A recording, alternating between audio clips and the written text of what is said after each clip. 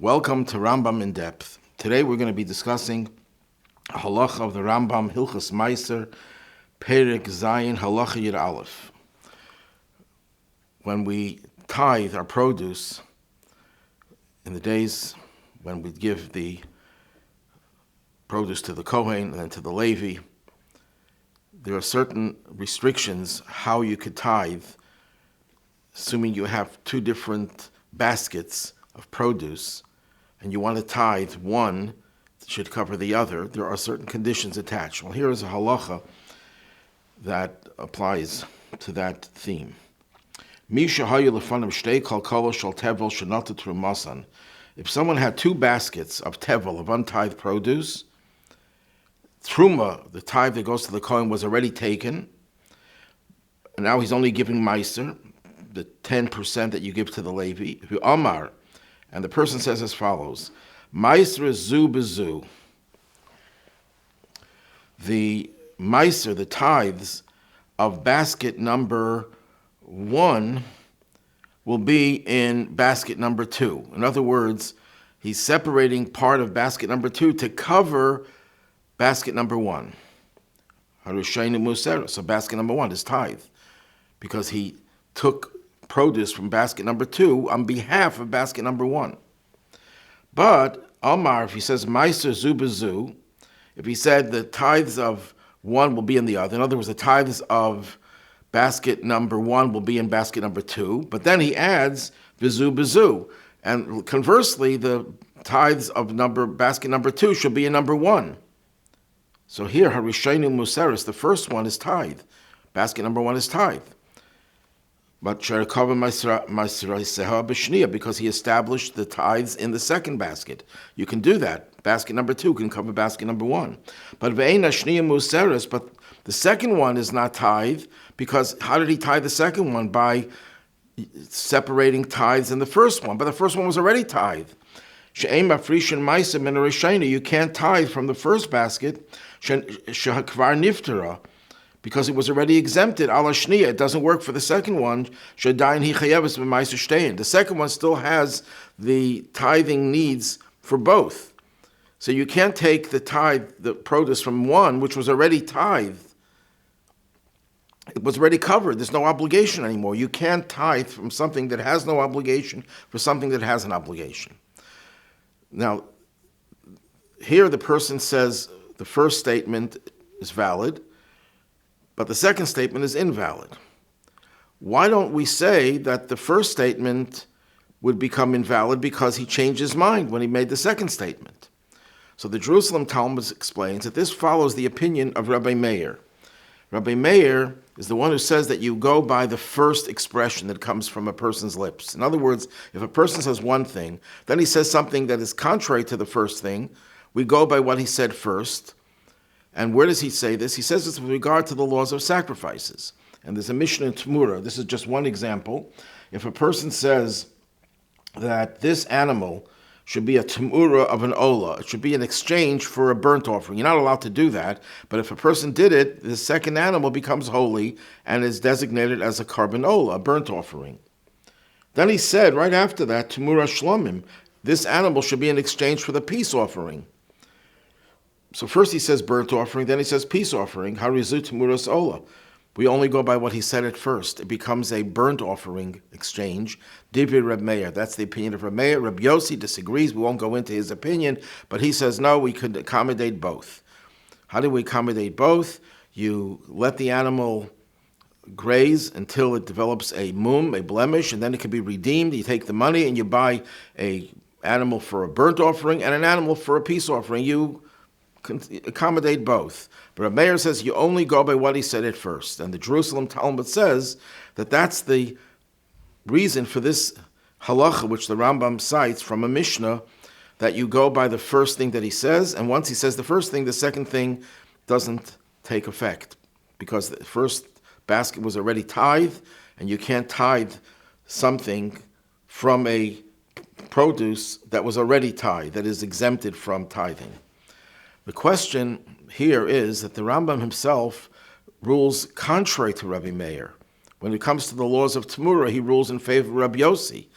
And yet here he rules according to Rabbi Meir. This is a question asked by the Tosfos Yontiv, one of the major commentators of the Mishnah. The Tzlach, authored by the famous Noda Yehuda in his commentary on Psachim, gives an answer. He says that the two cases are not similar. He says in the case of Tamura and other similar cases, you could accommodate both. They're not inherently contradictory. A person can make something in exchange of a ola and exchange of a shlamim. So you can do it the way Rabbi Yossi says. You wait till the animal develops a mum, a blemish, and then you sell it, and you buy two animals, one used for an ola, one used for a shlamim. It's possible. Here, you can't accommodate both. Once you tithe the first basket, it can no longer be used to tithe the second basket. There's an inherent contradiction. That's where he rules, and according to Reb Meir. But there's another question here asked by the Klei Chemda, famous Polish Rav before the war, and he says the following: why don't we say that when the person started off with his tithing, and then he changes his mind, why don't we say that he changed his mind, and that the second thing should take effect? So why do we assume that the first thing that a person says is the final thing that he wants, and what happens later is totally disregarded? Why is it disregarded? It could be he changed his mind. So the answer to this would be, when it comes to things that are holy, you can't change your mind. There are exceptions to the rule. Generally, the rule is that if I make a transaction and I change my mind within a few seconds, it's called toch k'dei dibur. It takes the time that it takes to say a few words. We could change the status of what we made holy, or what we promised, not made holy. But when it comes to things that involve holiness, there's no such thing. You can't change your mind. Once you say something that involves making something holy, you cannot change your mind. That is a good explanation for the case of Temuras Ola and Temuras Shlamim. Once it's at Temuras Ola, it's final. He can't change his mind to say the next thing, so we only go by what he says at first. But the Klechemta asks, here the Rambam says we're not talking about Truma. We're talking about Meiser. Meiser is not holy. So why would we invoke the principle that you can't change what you've promised even if you do it immediately after?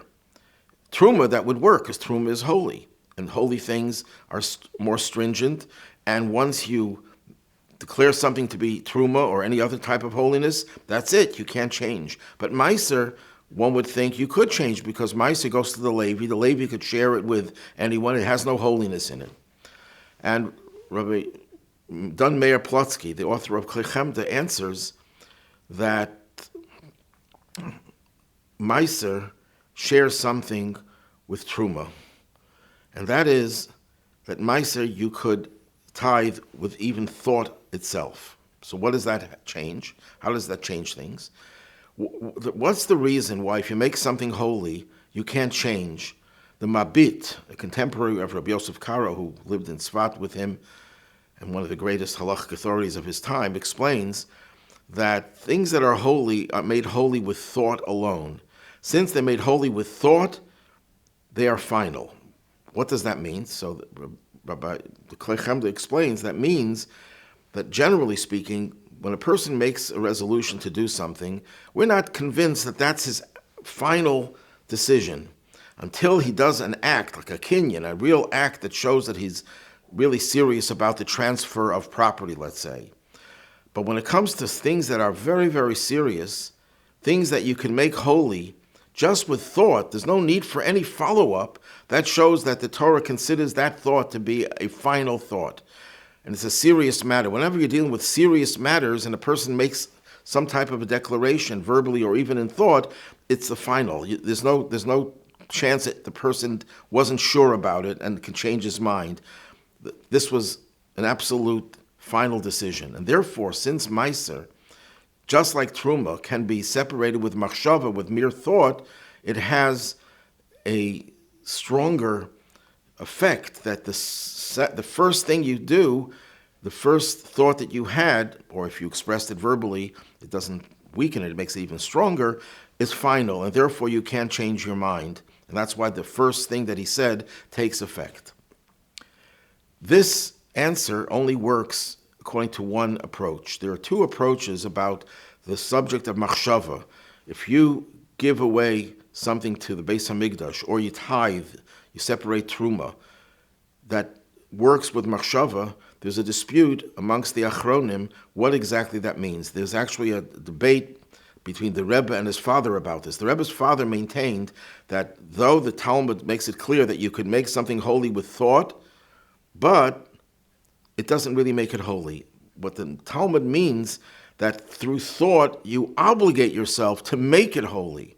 That if a person thinks in his mind that this animal is holy, the animal doesn't become holy unless he actually verbalizes it. It just means that he has an obligation to make it holy. Same thing with truma. If you tithe with thought, it doesn't mean that the truma becomes holy. It just means, or the meiser becomes considered meiser, that belongs to the Levi. But what it means simply is that you have an obligation to make it holy or to separate it for the Levi in the case of meiser. The Rebbe disagreed with that, and the Rebbe inferred from the words of the Rambam, no less, that it actually has an effect when it comes to holy things to make it holy, or if in case of meiser, to make it meiser. It's interesting that the Klei Chemda takes the approach of the Rebbe's father, so does the Rogatchover, so does the Avnei Nezer, and Yosef Engel and others.